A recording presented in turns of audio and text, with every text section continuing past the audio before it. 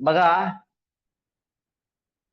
ज्या पद्धतीचं क्लासिफिकेशन मी करतोय या ठिकाणी, तर गुरु हे दोन प्रकारचे असतात. एक बाह्य गुरु आणि एक अंतस्थ गुरु. दोन प्रकारे, दोन ठिकाणी किंवा दोन प्रकारात गुरूंचं विभाजन करता येतं. एक तर बाह्य गुरु म्हणजे काय, तुम्हाला जे शिकवतात स्कूलमध्ये, आमच्यासारखे काय समजा बाहेरून सांगणारे, बाहेरून सल्ला देणारे, जो आपल्याला काय सांगतो, ज्याच्यापासून आपण काय शिकतो, त्याला तेवढ्या तरी गुरु म्हणायला काही हरकत नाही. एक तर हे आलं. अंतस्थ गुरु म्हणजे काय बघा, बाह्य गुरूंचं ऐकलंच तर प्रगती होते, मात्र अंतस्थ गुरूंचं ऐकल्यास जास्त प्रगती होते, जास्त भरभराट होते. म्हणजे काय, आता अंतस्थ असणाऱ्या गुरुला वेगवेगळ्या नावानं आपण ओळखतो. एक तर चांगलं मन म्हणतो ना आपण, दोन मन असतात, एक चांगलं आणि एक वाईट. त्यातलं चांगलं मन जे म्हणता तुम्ही, ते अंतस्थ गुरु स्थान आहे ते. परत आणि तुम्ही काय म्हणता, आणखीन त्याला वेगवेगळे नाव आहेत. अंतर्मनाचा आवाज, तेच अंतस्थ गुरु आहे, अंतर्मनाचा आवाज. आणि काय म्हणतो आपण त्याला, हृदयाचा आवाज. आणखीन काय म्हणतो, अंतरात्मा म्हणलो का मी, अंतरात्मा नाही म्हणतो, अंतरात्मा. या वेगवेगळ्या नावानं त्या गुरुला आपण ओळखतो. मात्र अंतस्थ गुरु आहे हे बहुतेक संकल्पना आपल्याला कोणी क्लिअर केलेली नसावी, म्हणून आज हा योगायोग आहे. तर अंतरात्म्याची आवाज ऐकली तर तुमची प्रगती जास्त होते, भरभराट जास्त होते. बाह्य गुरुला एक वेळेस तुम्ही फसवू शकता, मी होमवर्क केलेला नाही असं असताना देखील गुरुजींना सांगू शकतो तुम्ही बाह्य गुरुला की सर मी होमवर्क केलेला आहे. मात्र अंतस्थ गुरुला तुम्ही कधीच फसवू शकत नाही.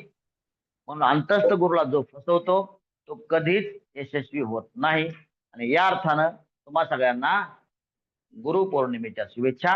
कारण बाह्य गुरूंपेक्षा तुमच्या आतमध्ये असणारा, अंतरात्म्याच्या स्वरूपात असणारा गुरु हा सर्वश्रेष्ठ गुरु आहे. त्याचा ऐका, त्याला फसवू नका, म्हणजे आपली जिंदगीत फसवणूक होणार नाही. या अर्थानं पुन्हा एकदा सर्वांना, शिक्षक असतील, पालक असतील, आजूबाजूचे लोक असतील, जे विद्यार्थी आहेत, विद्यार्थी असतील किंवा जे आजी आजोबा व इतर लोक जे या लेक्चरला या अनुषंगानं या वेळेला किंवा जेव्हा केव्हा रेकॉर्डेड सेशन ऐकतील, अशा सर्वांना गुरुपौर्णिमेनिमित्त त्यांच्या आतल्या गुरुला, तुमच्या आतल्या अंतरात्म्याला माझा सादर प्रणाम व तुम्हाला या अर्थानं सर्वांना गुरुपौर्णिमेच्या हार्दिक हार्दिक शुभेच्छा. थँक्यू सर, तुम्हाला पण गुरुपौर्णिमेच्या हार्दिक शुभेच्छा. Thank you so much. थँक्यू. या बघा, तुमच्या वतीनं मला त्यांनी चॉकलेट आणलेलं आहे. हॅपी. बरं बोटा बघा, तुम्हाला शिकवतो, थांबा शिकवतो मी. बघा काय आहे, अनेक प्रसंग येतात, आपला चरण स्पर्श करायचा असतो. या निमित्तानं सगळेजण आहे का, जेव्हा कोणाच्या पाया पडायचे म्हणजे काय, तो एक वाकून नमस्कार करणे, त्याला एवढं समजून घ्या. आता प्रत्येक वेळेस शक्य नसतं की तो समोरचा व्यक्ती शूज काढेल. एकतर मी सांगतो की माझ्या मी कधी पाया पडू देत नाही कोणाला, हे तुम्हाला माहित असावं. मी म्हणतो देवाच्या पाया पडा, कारण आपल्याला तिथपर्यंत पोहोचायला कित्येक वर्ष लागतील. हे तुमच्या सगळ्यांच्या वतीनं मला याने श्रेयश आणि श्रेयाने चॉकलेट दिलं आणि अशा शुभेच्छा दिलेल्या आहेत. तर खऱ्या अर्थानं मी माझ्या गुरूंना या सगळ्या शुभेच्छा, चॉकलेट तर मी परीला देईल, मात्र या शुभेच्छा मिळालेल्या मी अशाच माझ्या गुरूंपर्यंत अशाच ट्रान्सफर करण्याची माझी इच्छा असते. आणि ह्या सर्व शुभेच्छा माझ्या गुरुपर्यंत पोहोचतील याची मी जबाबदारी घेईल. कारण का, जे आम्ही आजकाल जे काही आहोत ते फक्त आणि फक्त आमच्या ग्रेट गुरूंमुळे आहोत. म्हणून मला असं वाटतं की हा आदर सन्मान जो असतो, खरं एकदा मला माझा असा प्रसंग आला होता. मला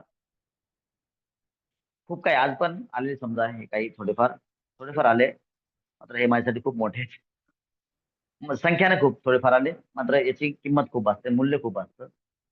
हे रिस्पेक्ट. बरं, वाचून दाखवू का? Happy Guru Purnima, happy Guru Purnima dear sir.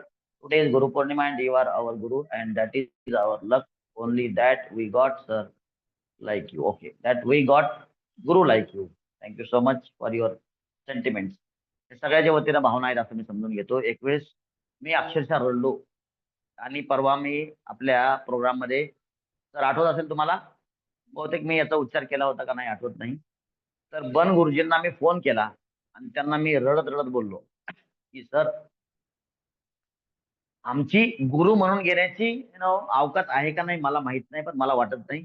या सगळ्या आलेल्या शुभेच्छा अशाच्या अशा भावनात्मक रीतीनं मी तुमच्यापर्यंत अशाच पोहोचवतो, तुम्ही त्या स्वीकाराव्या. मी खूप रडलो होते, म्हणजे भावनात भाऊक झालो होतो. आणि एवढ्या शुभेच्छा, बापरे, एवढं काय काय मुलांनी त्या क्लासमध्ये, बाप रे बाप, शुभेच्छांचा वर्षाव, ते कंपास बॉक्स, अमुक तमुक, सो मेनी थिंग्स आणि त्या दिवशी मी त्या सरांना, आणि ऑफकोर्स या सगळ्या शुभेच्छा मी माझ्या गुरूंपर्यंत पोहोचवेल अशी या ठिकाणी मी या निमित्तानं ग्वाही तुम्हाला देतो. आणि नेहमीच गुरुला आदराचं स्थान द्या. कधी कधी गुरूंकडून चुका होत असतील, मात्र त्या चुकाही बहुतेक आपल्या उद्धारासाठी असतात. आणि त्या चुकातूनही शिकायचं असतं की असं करायचं नाही. मात्र गुरुला सहसा अवमानित करू नये, हे या प्रसंगी मी सगळ्यांना आठवण करून देऊ इच्छितो. अर्थात तुमच्या आतल्या गुरुला तर कधीच फसवू नका. All right. Thank you so much for your great gift. हे चॉकलेट परीला दिलं जाईल. स्ट्रॉबेरी तिला आवडतं. They will be very happy to see the strawberry. All right, आले का सगळे? चला, thank you so much. And let's go ahead with the next topic. Next part of the topic. काय काय लाईन होती लास्टची? What was the last line yesterday? कालची last line काय होती?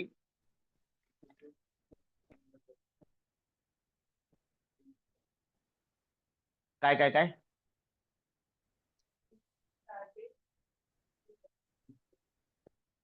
As per the instruction. काय एव्हरीवन? अच्छा,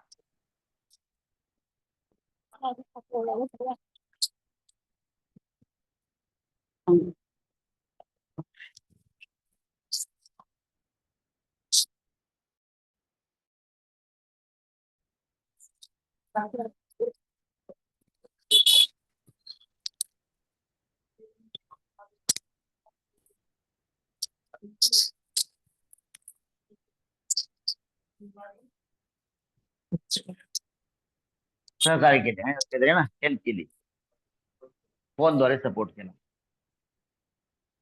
स्टेअरिंग कमिटीने सपोर्ट, स्टेअरिंग कमिटी आणि टीचर्सने आम्हाला सपोर्ट केला, हे मेन वाक्य बरोबर.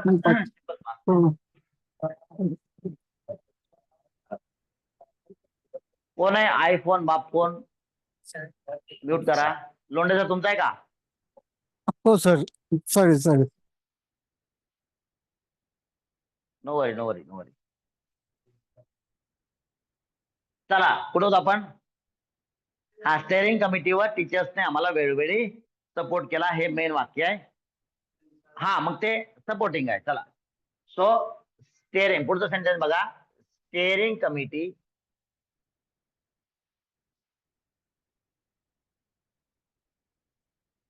अँड चेअरमॅन म्हणू आपण. टीचर्स म्हणजे काय, सगळे चेअरमॅन आहेत ना, बरोबर, वेगवेगळ्या कमिटी चेअरमॅन आहेत. आता म्हणून मग टीचर्स तर 12 होते ना. मग इतर काय काय टीचर्स ना 2-2 कमिटी दिलेल्या असतील, बरोबर. So chairman, okay, steering committee and chairman, हा, ने आम्हाला सपोर्ट केला. सपोर्टेड अस थ्रू मोबाईल ना, मोबाईल आणि वेळोवेळी, बरोबर आहे का? टाइम टू, आणखीन काय राहिले का यातलं? आणखीन काय राहिलं? वाचा एकदा वाक्य पुन्हा. बर, बघा, वेळोवेळी, टाइम टू टाइम, आणि आवश्यकतेनुसार, ऍज पर द नीड. वाक्य सुंदर बनलं. त्याच्यातला काय करायचं बघा, लक्षात घ्या. वाक्य खूप बनवणं महत्वाचं नाही, आपल्याला प्रत्येक वाक्य कसं बनतंय हे बघणं खूप महत्वाचं आहे. लक्षात घ्या इकडं. बघा, वाक्य कसं आहे? वेळोवेळी स्टेअरिंग कमी, हा वाचा एकदा. वेळोवेळी, आवश्यकतेनुसार, पहिल्यापासून वाचा हो. हा, वेळोवेळी, मी वेळोवेळी वाचलं, ते मला वेळोवेळीच्या पुढचा शब्द घेतला, ते पण घ्यायचा, वेळोवेळी पण घ्यायचा. हा, वेळोवेळी, आवश्यकतेनुसार, स्टेअरिंग कमिटी व इतर टीचर्सनी आम्हाला फोनद्वारे सपोर्ट केला. बघा रे, वाक्य असं असतं. यातला गाभा उचलायचा, गाभा कसा उचलायचा? स्टेअरिंग कमिटी व टीचर्सनी आम्हाला सपोर्ट केला. हे तुम्हाला उचलता आलं पाहिजे, जेणेकरून तुम्हाला मेन वाक्य समजेल. आणि मेन वाक्य जर समजलं तरच तुम्हाला त्याला या फॉर्मॅट मध्ये टाकता येईल. कोणत्या फॉर्मॅट मध्ये? Subject plus main verb second form. म्हणजे कोणी काय काम केलंय? तर सपोर्ट करण्याचं काम केलंय. कोणी सपोर्ट केला? तर स्टेअरिंग कमिटी व टीचर्सनं. स्टेअरिंग कमिटी व टीचर्स काय झालं? आपले सब्जेक्ट झालं. बघा, हा एवढा मोठा सब्जेक्ट आहे. चेअरमॅन, टीचर्सला आपण काय म्हणलो? चेअरमॅन. सगळे चेअरमॅन आहेत ना. काय केलं त्यांनी? सपोर्ट केला. Main verb second form.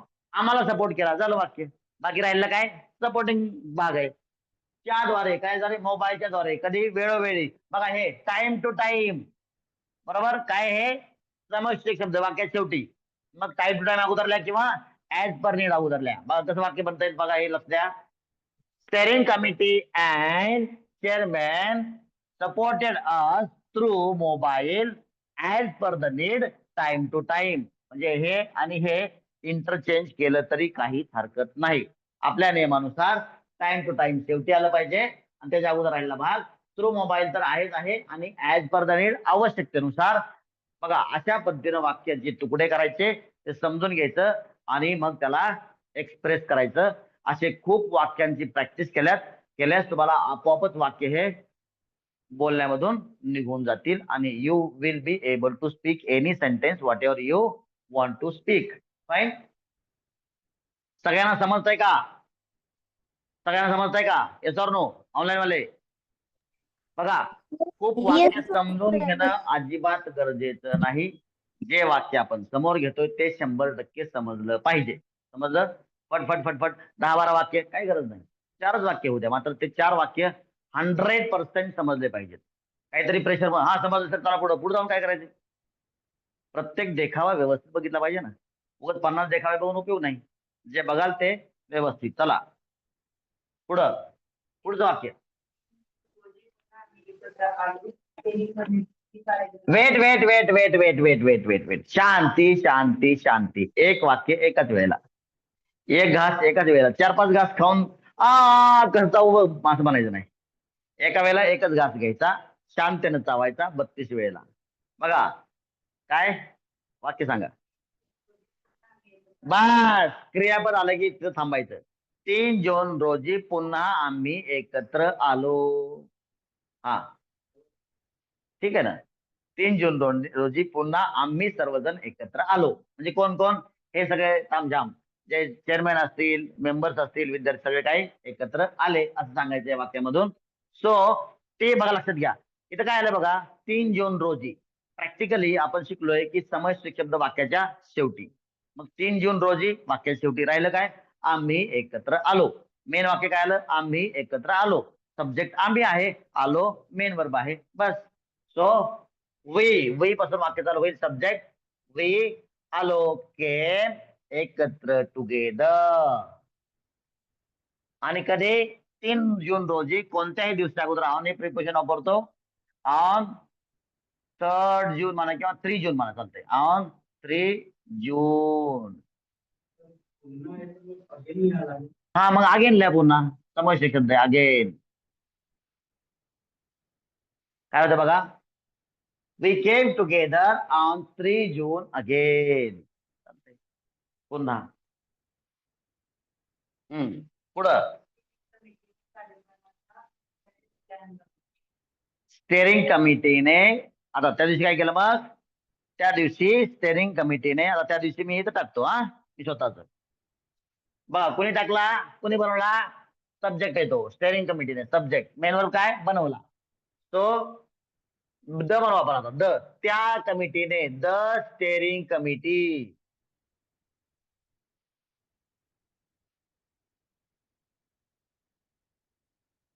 Prepare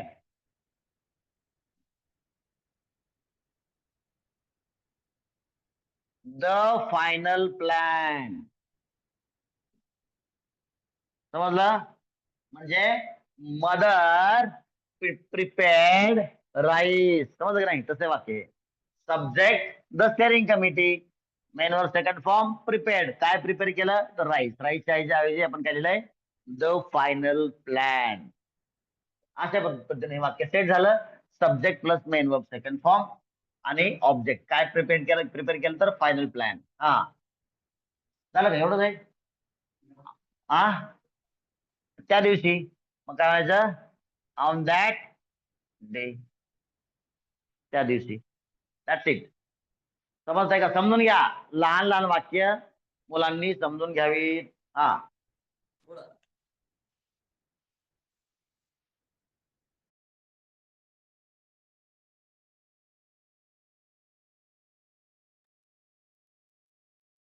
पहा, मला कळालं नाही.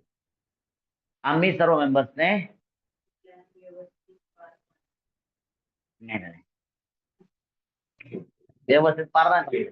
समजून घेतला अभ्यासला लगेच पार कसं पाडला. वा वा वा कार्यक्रम समजा पार पाडल्यावर. बघा कुणी अभ्यासला आम्ही सर्व मेंबर्सनी तो प्लॅन व्यवस्थित अभ्यासला. बरोबर म्हणजे जर आम्ही अभ्यास केला त्याला आम्ही व्यवस्थित पाहिलं. हा सो कुणी पाहिलं तर आम्ही वी ऑल मेंबर्स. बरोबर we all members studied that plan म्हणा किंवा द प्लॅन म्हणा the plan properly. We all the members the लिहिलं चालतं बरं काय तर द लिहिलं तरी चालतं. We all the members studied the plan properly.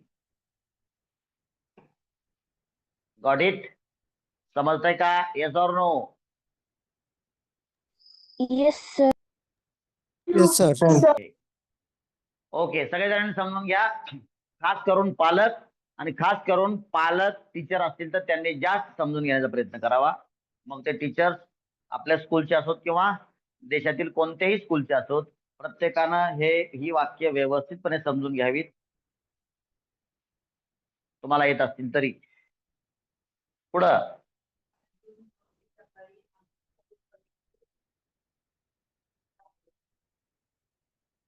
5 जून रोजी आम्ही सर्व कमिटी मेंबर्स. काय रे माझा 5 जून रोजी सकाळी 9:30 वाजता आम्ही सर्व कमिटी मेंबर स्कूलमध्ये आलो. अरे वा झालं का सगळं पूर्वाला संपला. चला आता बघा आले बघा 5 जून आलाय. बघा वाक्य बघा 5 जून रोजी आम्ही सर्व कमिटी मेंबर सकाळी 9:30 वाजता स्कूलमध्ये दाखल आलो. बरोबर सकाळी 9:30 वाजता काढून टाका का वाक्याच्या शेवटी लिहायचंय. आता वाक्यात बघा काय राहिलं आम्ही सर्व कमिटी मेंबर्स. बघा 5 जून रोजी सकाळी 9:30 वाजता हे अख्खच्या अख्खं डोक्यातून काढून टाका कारण हे वाक्याच्या शेवटी लिहायचं आपल्याला. समय सूचक शब्द टाइम फ्रेज. बरोबर टाइम दाखवणारा शब्द आहे. मग एक दिवस दाखवतोय आणि बाकी 9:30 वाजता टाइम दाखवतोय. बरोबर याला सगळ्यांना शेवटी लिहायचं. राहिलं काय आम्ही सर्व कमिटी मेंबर स्कूलमध्ये आलो. सकाळी 9:30 वाजता 5 जून रोजी हे सगळं काढून टाकलं तर काय राहिलं आम्ही सर्व कमिटी मेंबर स्कूलमध्ये आलो. किती सोपं आहे बघा. काही गोष्टी काढून टाकल्यास आपल्याला आवश्यक असणारा भाग कोणता आहे सब्जेक्ट प्लस मेन वर्बचं सेकंड फॉर्म. मग कोण आलंय आम्ही सर्व कमिटी मेंबर्स. चला चालू करा. बघा लक्षात घ्या रे वी परत आला बघा वी ऑल कमिटी मेंबर्स. म्हणजे कमिटी मेंबर्स का कारण हे सगळे आयोजक आहेत ना. आयोजक संयोजक. बरोबर organisers. We all committee members in bracket organisers came to school. आता केम टू स्कूलच्या ऐवजी तुम्हाला आणखीन एक लिहिता येईल रस्ट. लवकर लवकर आलो घाई घाईनं का आपला कार्यक्रम पार पाडायचा आहे. बरोबर रस्ट टू स्कूल और came to school at 9 AM. Okay 9:30 का सुट्ट्या दिवस आहेत ना 9:30 AM. ए म्हणजे सकाळी बरं का. ऍट 9:30 इन द मॉर्निंग असं लिहिता आलं असतं आपल्याला. ऍट 9:30 इन द मॉर्निंगच्या ऐवजी मी लिहिलं AM on 5 June. On 5 June. Date आपल्याला डिजिट मध्ये टाकलं तरी काहीच अडचण नाही. ठीक आहे. बाकी इतर डिजिट जर आले तर त्याला आपला डेट किंवा टाइम याला डिजिट मध्ये दिलं तरी काही अडचण नाही. बाकी इतर ठिकाणी आपल्याला जेव्हा जेव्हा संख्या येते तेव्हा रिटर्न पोर्शन मध्ये त्याला आपल्याला वर्ड्स मध्येच व्यक्त कराव्या लागतात. चला, हे थोडं वाकडं झालंय, समजून घ्या. सरळ करू का मी मोबाईल वाकडा करून? नाही, चला, नको, कॅमेरा डिस्टर्ब करायचा नाही. चला पुढे बोला.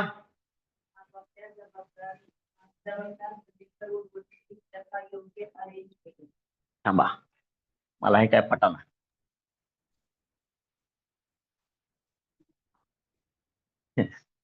I don't like it. हा चला, we all committee members, हा काय काय किंवा ऑर्गनायझर्स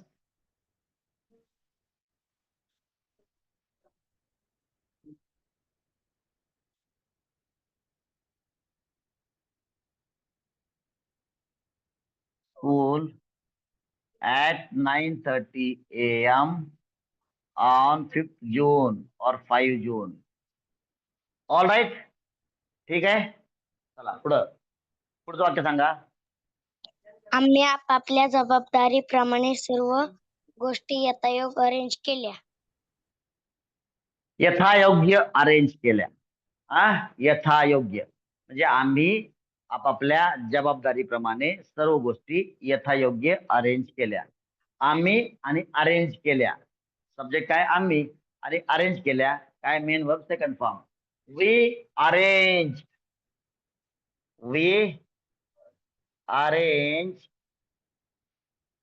एव्हरीथिंग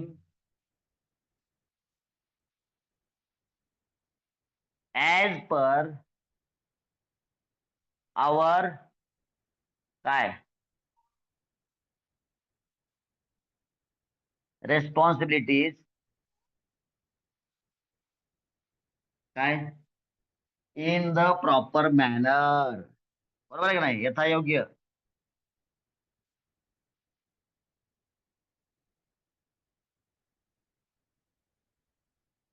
आले का सगळे वाक्य? त्या वाक्यातले सगळे शब्द आले का?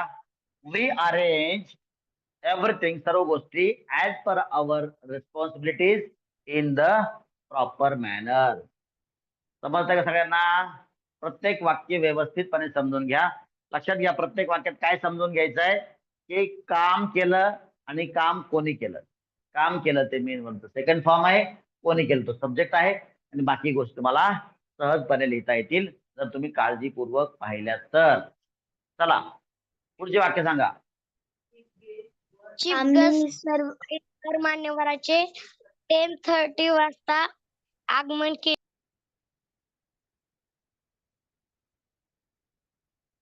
पुन्हा एकदा. चीफ गेस्ट व इतर मान्यवरांचे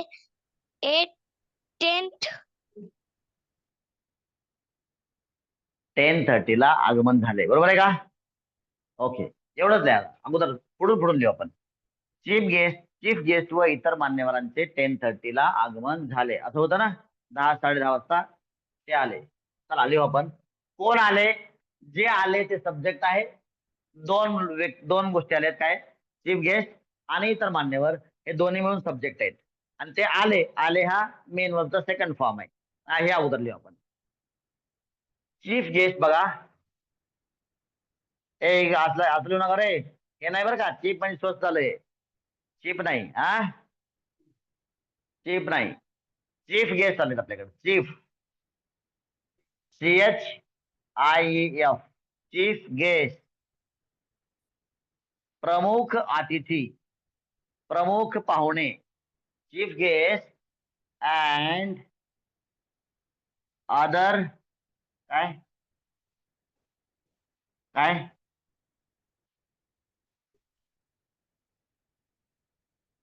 ऑनरेबल गेस्ट. चालतंय का? ऑनरेबल गेस्ट, मान्यवर. पुढं आले ना, अराइव्ड, आगमन झाले. At 10:30 AM. किंवा ऍट 10:30 मला असतं चाललं असतं फुल स्टॉप, कारण का वरती चाललं जा सकाळी चालला कार्यक्रम, त्यामुळे ऍट 10:30 चाललं असतं. मात्र रिटर्न मध्ये आपल्याला परफेक्ट लिहावं लागतं म्हणून AM लिहा. चला झालं का? एवढं आलं सगळे वर्ड्स मराठीतले? हा पुढे बोला. वेलकम कमिटीने नेत्या सर्व पाहुण्यांचे वेलकम केले. बघा किती सुंदर वाक्य लिहिले बघा. लहान लहान वाक्य तुम्हाला बनवण्यासाठी सोपी जावीत म्हणून असे बनवले मी. वेलकम कमिटीने त्या सर्व पाहुण्यांचे स्वागत केले, वेलकम केले, बरोबर आहे. अच्छा, वेलकम सॉन्गने स्वागत केले. चला बघा, स्वागत केले कोणी केले?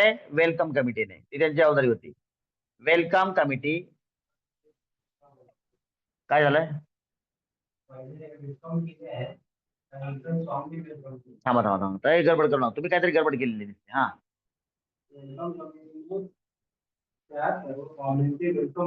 बरं, अगोदर वेलकम केलं आपण. वेलकम कमिटी बघा,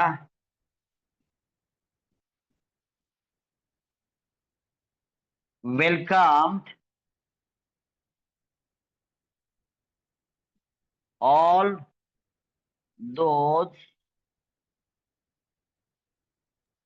those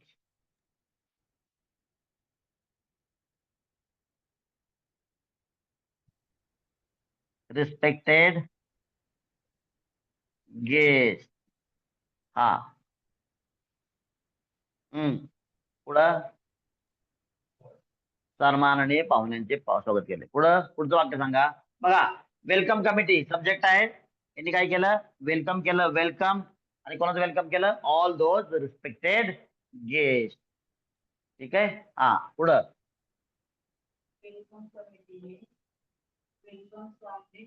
प्रिन्सिपल ओके. सरांनी आता बघा. अध्यक्ष व प्रमुख पाहुणे.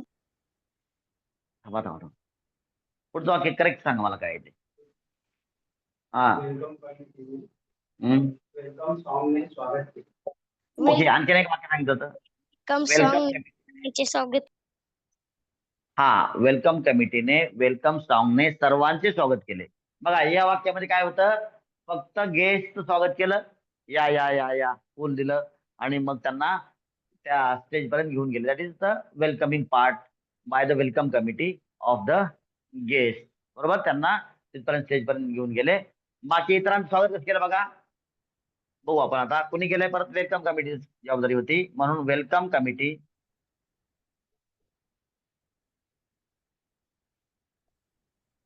सब्जेक्ट आहे. मेन वर्ब काय?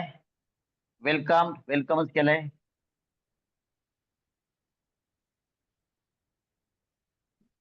ऑल द ऑडियन्स, गेस्ट नाही, सर्वांचे ना. ऑल द अटेंडीज किंवा ऑल द अटेंडीज, हा तुम्हाला थोडासा वेगळा वाटेल शब्द लहान मुलांना. ऑल द पीपल बनवा. All the people and students. Welcome सॉन्गने याचा अर्थ आहे with welcome song, with welcome song याचा अर्थ वेलकम सॉन्गच्या साह्याने. अननेसरी कोणीही माईक चालू करू नका, तुमचा आवाज 100 लोकांच्या कानात जातोय. बोलायचं असेल तरच माईक ओपन करा. श्रेया मोहिते, आपलं बोलणं झालं की लगेच माईक बंद करा. तिकडं पण आहे काय? इथं पण आहे काय? श्रेया मोहिते, तिला वाटलं मी तर इथं बसले, माझा आवाज कसं काय तिकडे? हा पुढं, इथली श्रेया मोहिते कुठली? भोगलगावची. हा पुढं बोला. पुढं बोला. हा पुढचं वाक्य, अँकरिंग कमिटी.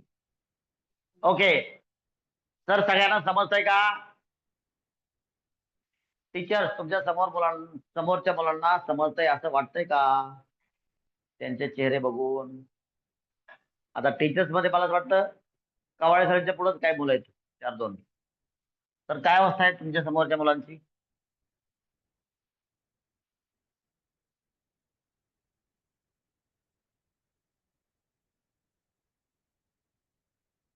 बरं, समजताय का? फोर्थची मुलं सांगा मला, खास करून फोर्थ आणि फिफ्थची मुलं सांगा, समजताय का?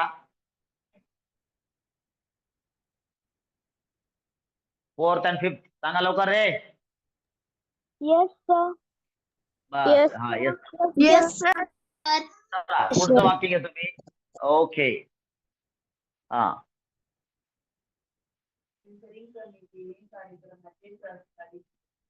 अँकरिंग कमिटीने कार्यक्रमाचे प्रास्ताविक केले.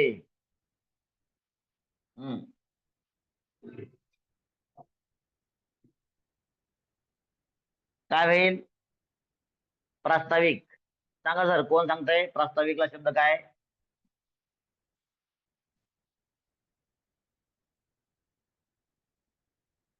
अँकरिंग कमिटी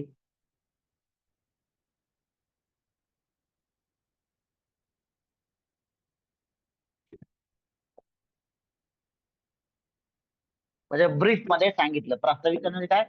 ब्रीफ मध्ये सांगितलं कसं कसा कार्यक्रम होईल. Anchoring committee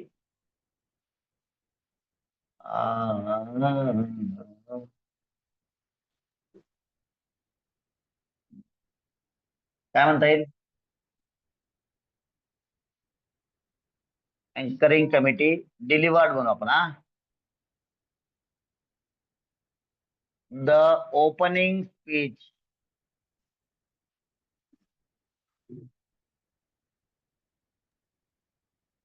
of the programme.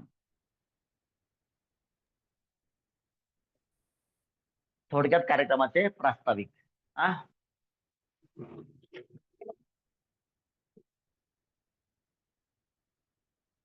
Delivered the opening speech. थोडक्यात भाषणाद्वारे त्यांनी कार्यक्रमाविषयी कसं कसं असेल त्याची रूपरेखा प्रास्ताविक केले. हा,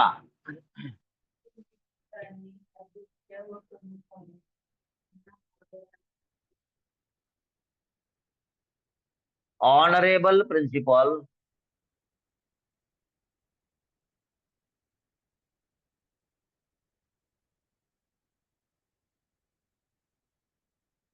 रिक्वेस्टेड. कोण कोण आहेत? रिक्वेस्ट केली, विनंती केली. हा, अध्यक्ष आणि प्रमुख पाहुण्यांना स्थान ग्रहण करण्यास सांगितले. असं मराठी आहे. बघू इंग्लिश काय होतं बघू. ऑनरेबल प्रिन्सिपल सब्जेक्ट आहे. रिक्वेस्ट केली, विनंती केली. The chief guest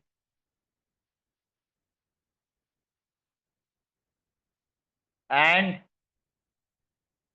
chairperson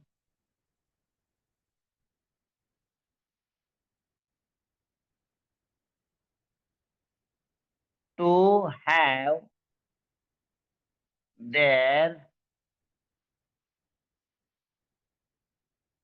respective seats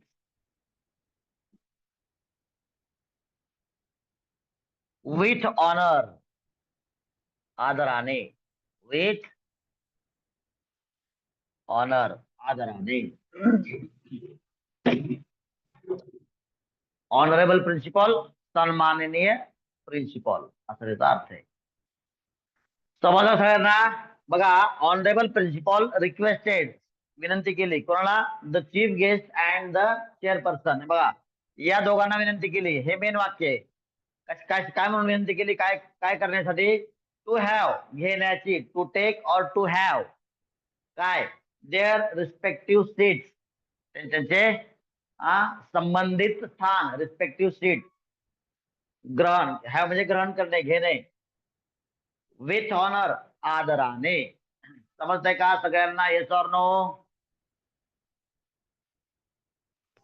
Yes, sir. Okay, पुढचं वाक्य सांगा. Yes, sir.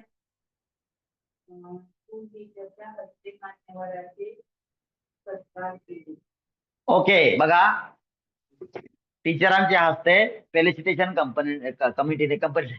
कमिटीने मान्यवरांचे काय केले? सत्कार केले. बघा, आफ्टर दॅट त्यानंतर After that, the felicitation committee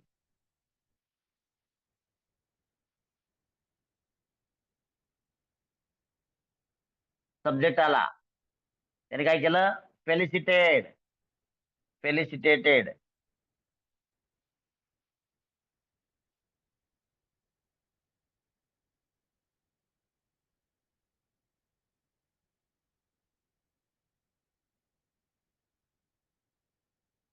felicitated कोणाला?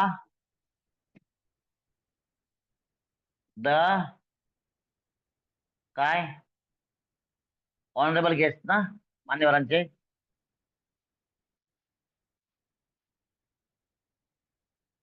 ऑनरेबल गेस्ट च्या हस्ते, याला म्हणतात in the hands of the school teachers.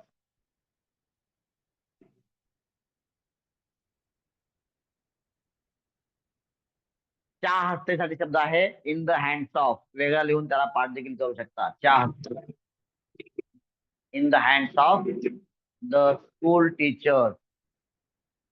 सगळ्यांनी शांततेनं इथपर्यंत लिहून घ्या.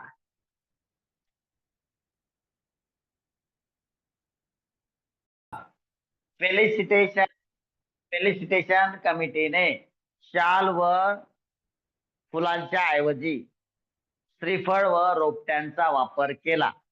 बघा, कोणी केला? फेलिसिटेशन कमिटीने. सब्जेक्ट काय आहे? Felicitation committee. आणि वापर केला मेन वर्बचा सेकंड फॉर्म. याचं नाव काय रे? अनिरुद्ध आलाय का? अनिरुद्ध आया क्या? अनिरुद्ध आया. हाँ, वेरी गुड. समझ में आ रहा है क्या? हाँ सर. ओके. सो फेलिसिटेशन कमिटी अपना, तुम्हारा याद क्यों आया? पता है तुमको? पता है ना क्यों याद आया तुम्हारा? कमिटी. तुम क्या बोल रहा था कमिटी को? कम्युनिटी. तुम कम्युनिटी बोल रहे हैं, इसलिए खास करके तुम्हारी याद सता रही है. कम्युनिटी नहीं, वो कमिटी है. ठीक है अनिरुद्ध? हाँ सर. सो हाँ, फेलिसिटेशन कमिटी. बघा, देखो, फेलिसिटेशन कमिटी. स्कूलच्या मुलं लक्षात घ्या रे. फेलिसिटेशन कमिटी, स्वागत समिती. ठीक है? हाँ, सत्कार समिती. फेलिसिटेशन कमिटीने वापर केला म्हणजे काय? To use. काय यूज केलं? श्रीफळ आणि रोपटे. श्रीफळला श्रीफळ म्हणता येतंय.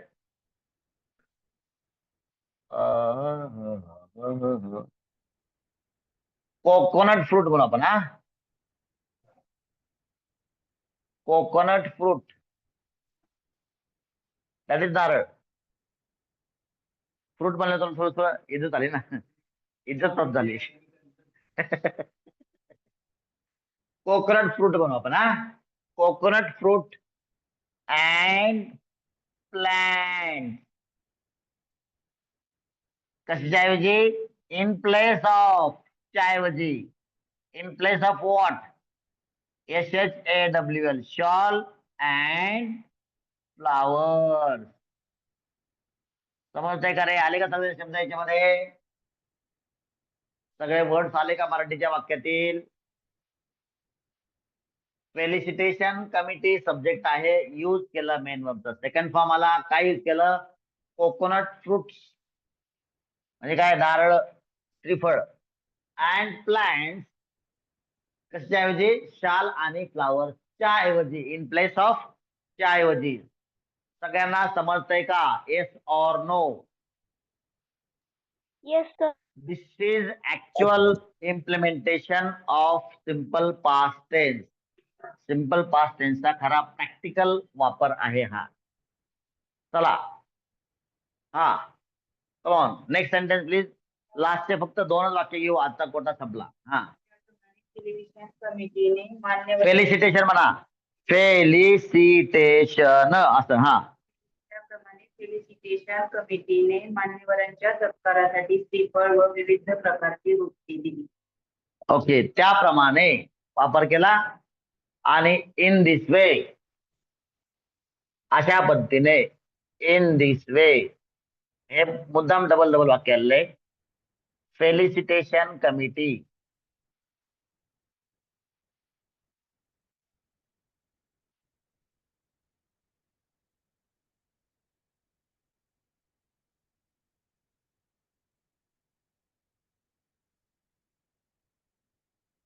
परत यूज डबल डबल वाक्य झालं काय?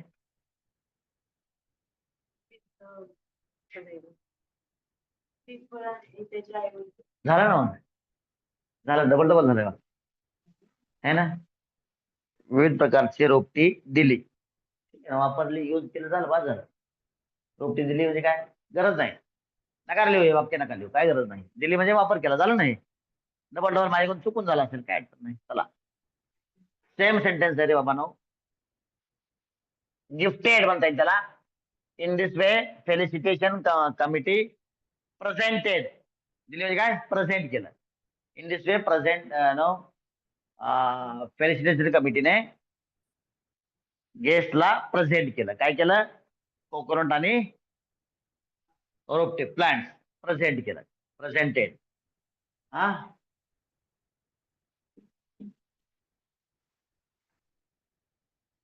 चालतंय. चला, यूज म्हणा किंवा प्रेझेंटेड म्हणा, प्रेझेंट केलं. हा, यूज केला इथं लिहिलं आपण. पुढं नंतर अँकरने मध्यंतरी काही विद्यार्थ्यांना एका स्टेजवर आणले. मला कोणतरी फोन करत नाही.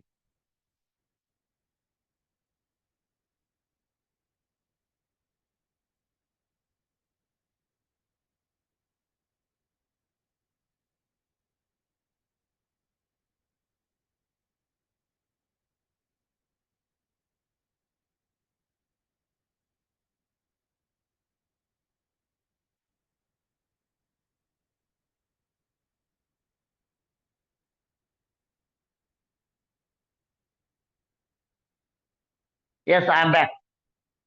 लास्ट सेंटेन्स, टाइम ऑलरेडी संपलेला आहे.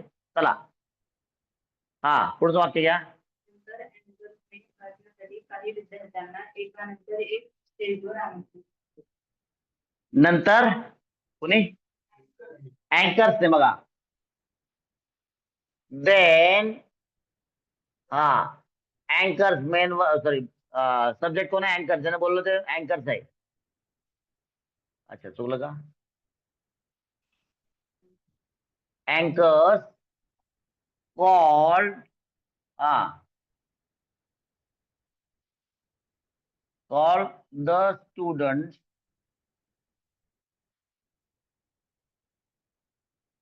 one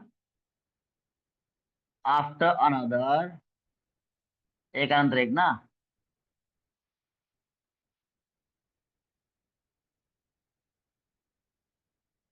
कसं, up on the stage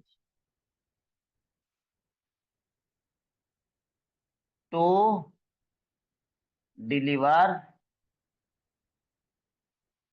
the speeches, बरोबर. भाषणांसाठी एकानंतर एक असं विद्यार्थ्यांना अँकर्सनं स्टेजवर बोलावलं. टू कॉल अपॉन, बघा, कॉल्ड अपॉन कसं वापरलंय बघा मी. देन अँकर्स कॉल्ड अपॉन, हे कसं वापरलंय बघा. Called the students one after another upon the stage. ठीक आहे, टू डिलिव्हर द स्पीचेस. आता याचा अर्थ विद्यार्थ्यांनी भाषण केली बघा. किती नंबर सेंटेन्स चाललंय आपलं हे, हा, 31 संपलेला आहे. ठीक आहे, उद्या आणि परवा आणखीन जास्त जास्त वाक्य घेऊ. आणि हे वाक्य तुम्ही घरी जाऊन 2-2, 3-3 वेळेस रिपीट करायची, म्हणजे तुम्हाला समजून येतील. आजचा होमवर्क आहे, रिपीट ट्वाइस. हे वाक्य पुन्हा डबल लिहायची. आतापर्यंत होमवर्क सांगण्यात नव्हता आला, मात्र तुम्ही करायला पाहिजे होता. It was you to take call on the homework parts. If you did not take, it's your mistake. All right. समजलं का रे ऑनलाईन वाले? येस और no? Yes, So with sir. this, Yes, sir. Yes, sir. shall we have pause? Yes, sir. Yes, sir. We'll have pause. Okay. Yes, sir. You're welcome. Bye bye. Thank you for your compliment. Nice lecture. Bye bye.